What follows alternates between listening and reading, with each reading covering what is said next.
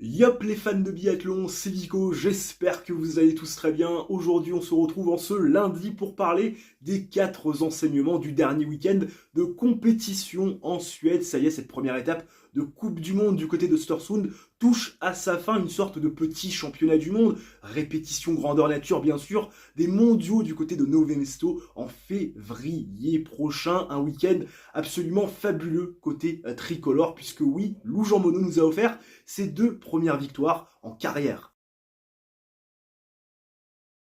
Sainte-Loup de Scandinavie, comment pourrait-il en être autrement tant Lou Jean Monod nous a offert un bonheur incommensurable ce week-end avec ses 2 premières victoires en carrière, mais surtout son premier doublé, sprint poursuite, même Julia Simon et Justine Brézabouchet, leader charismatique de cette équipe de France, n'avaient jamais réussi pareil exploit, et en plus avec la manière 30 sur 30 face aux cibles, 100% de réussite derrière la carabine, avec un calme et une sérénité affichés notamment sur le sprint. Souvenez-vous de son tir couché où il est obligé de désépauler pour aller souffler dans son élément de visée, puisqu'un flocon s'y est glissé, perdant 4 ou 5 secondes, c'est vrai, mais faisant les choses dans l'ordre, ne se précipitant pas pour aller abattre ses 5 palettes et ne pas visiter ce fameux anneau de pénalité. Et puis cette intelligence, cette gestion de course qu'on a vu naître sur la poursuite avec une Lou Jean Monod qui part dans une position pour le coup inconnue en Coupe du Monde, c'est-à-dire en tête avec un petit peu d'avance sur la concurrence. Un premier tour réalisé à sa main sans se mettre dans le rouge,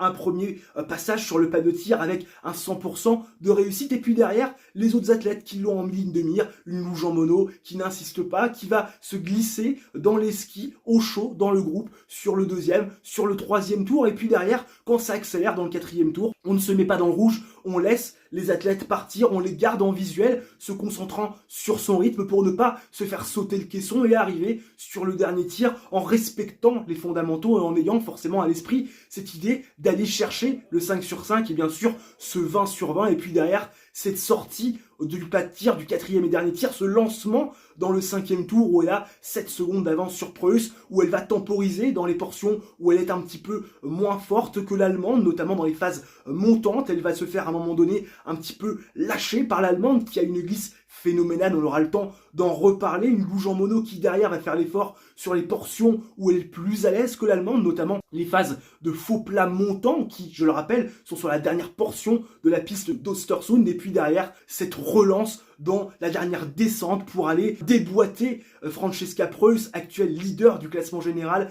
dans le sprint final, et aller s'offrir au bout du suspense dans la dernière ligne droite sa 2e victoire en carrière. Une Lou Jean Monod absolument incroyable, aussi bien sur le pas de tir que sur les skis, et puis elle a la tête et les jambes, cette fille-là, et ça va forcément donner des idées à Östersund, à toutes ces filles qui sont en train de monter en puissance, les Julia Simon, les Sophie Chauveau, les Gillian Gigona, bien sûr, qu'on n'a pas pu voir à l'œuvre sur cette poursuite, puisque Malade, tout comme Chloé Chevalier et Lou Jean Monod, forcément, va inspirer toutes ces filles qui montent en puissance, parce qu'elle est très clairement, aujourd'hui, certainement, malgré sa 2e place au classement général, l'actuelle meilleure biathlète du monde en ce début de saison.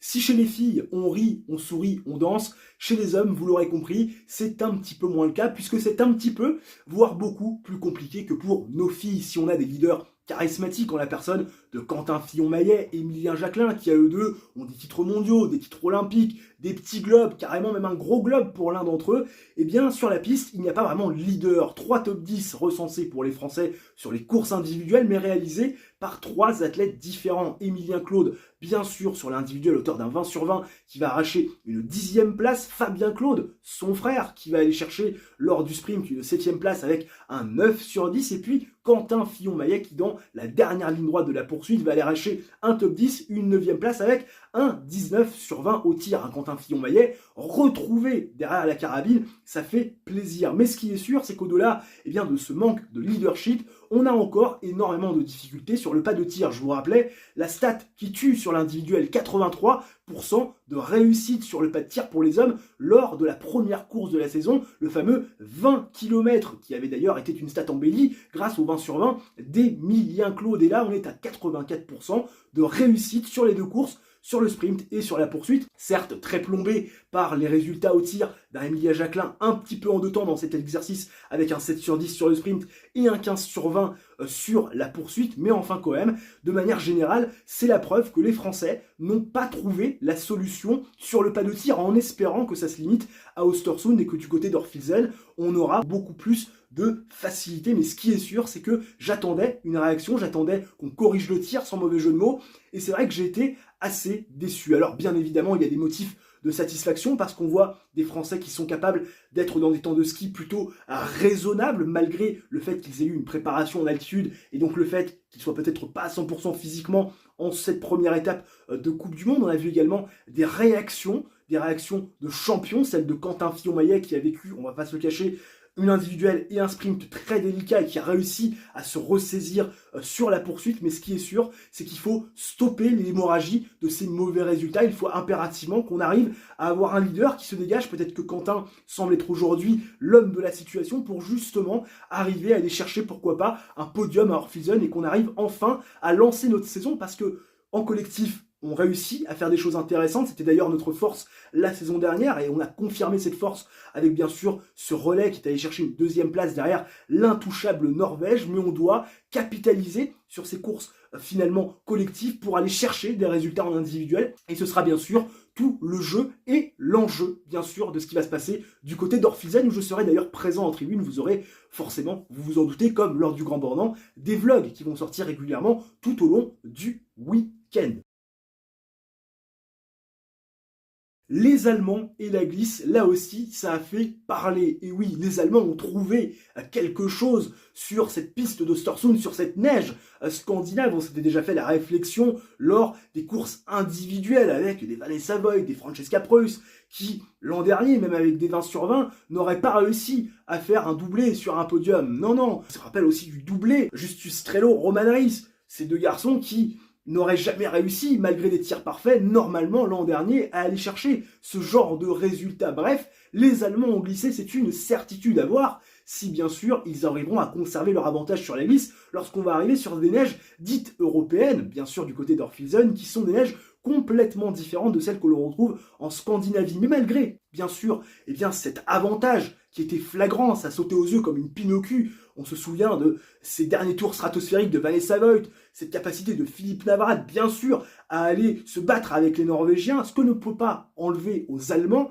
c'est qu'ils ont été précis sur les tirs face aux cibles. Vraiment un pourcentage de réussite assez ahurissant. Et c'est peut-être aussi ce qui a fait la différence par rapport à nos athlètes français, que ce soit chez les femmes et chez les hommes, même si on a eu Lou Jean Monod, bien sûr, qui a été un petit peu l'arbre qui a caché la forêt du côté des prestations au tir, côté tricolore. Mais en tout cas, très intéressant de noter que les Allemands ont trouvé de la glisse. Ça pourrait aussi nous inspirer, et puis ça va être intéressant aussi pour la suite de la saison, puisque, on le rappelle, plus on est de fou, plus on rit. Il y a les Norvégiens, il y a les Suédois, il y a les Français, les Allemands, les Suisses aussi qui pointent leur bout de leur nez, même si c'est un petit peu plus poussif. En tout cas, ce qui est sûr, c'est que ça s'annonce être une belle bataille et qu'on aura la suite, bien sûr, du feuilleton du côté d'Orfilsen.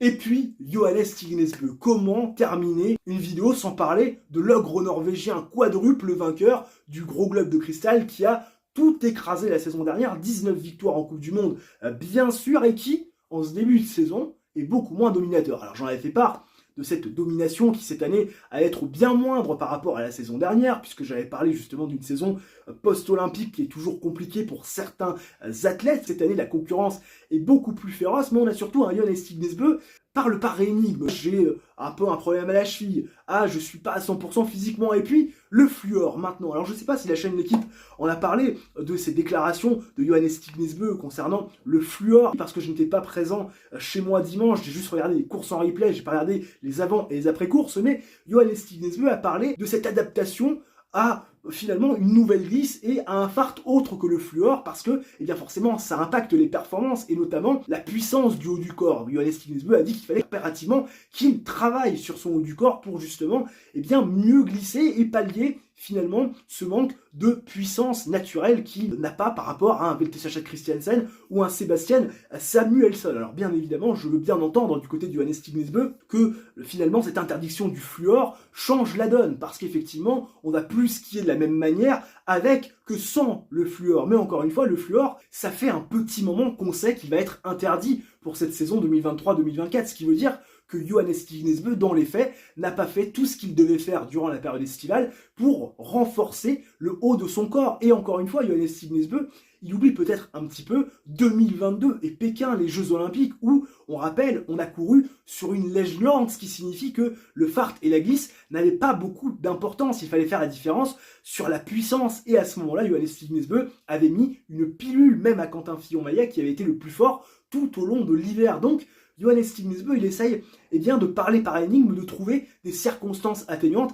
à son relatif manque de performance. Je dis bien relatif, parce que le garçon fait quand même une 3e place sur l'individuel malgré 2 minutes de pénalité. Mais Johannes Tignesbø, c'est sûr qu'il se pose pas mal de questions, parce que comme vous et moi, il voit que finalement, il est moins fort sur les skis, qu'il n'a plus de marge. Preuve en est, Sebastian Samuelsson lui met une mine sur les courses face au chrono en individuel ou sur le sprint. Donc Johannes Tignesbø, il a moins de marge, il n'a plus cette marge et ça le fait un petit peu cogiter. Et on le voit sur le pas de tir, 84% de réussite sur les courses individuelles depuis le début de la saison. C'est 4% de moins que sa réussite au tir lors de la saison précédente. Donc Johannes Tignesbø, moins de marche sur les skis puisqu'il est clairement plus fort sur les planches, et puis surtout moins fort au tir, ce qui signifie forcément qu'il y a des résultats un petit peu moins bons que la saison dernière. Mais en tout cas, Johannes Tignesbø, ça sera intéressant de voir ce qui va se passer lorsqu'on va passer sur les neiges européennes dès le week-end prochain du côté d'Orfizen, et bien sûr aussi du côté de Lenzerheide, où on rappelle, ça sera la station et le site qui accueillera les prochains championnats du monde en 2025. Si cette vidéo vous a plu, bien sûr, n'hésitez pas à réaliser votre coup du chapeau, le like, l'abonnement, l'activation de la cloche, ça mange pas de pain, c'est totalement gratuit. Vous connaissez les bails, ça aide au référencement de la chaîne. Et puis, bien évidemment, je vous attends en commentaire pour me faire part de vos avis sur ce dont on a pu traiter. D'ici là, portez-vous bien, ciao, bye bye. On se retrouve très prochainement pour une autre vidéo de sport. Portez-vous bien et à la prochaine.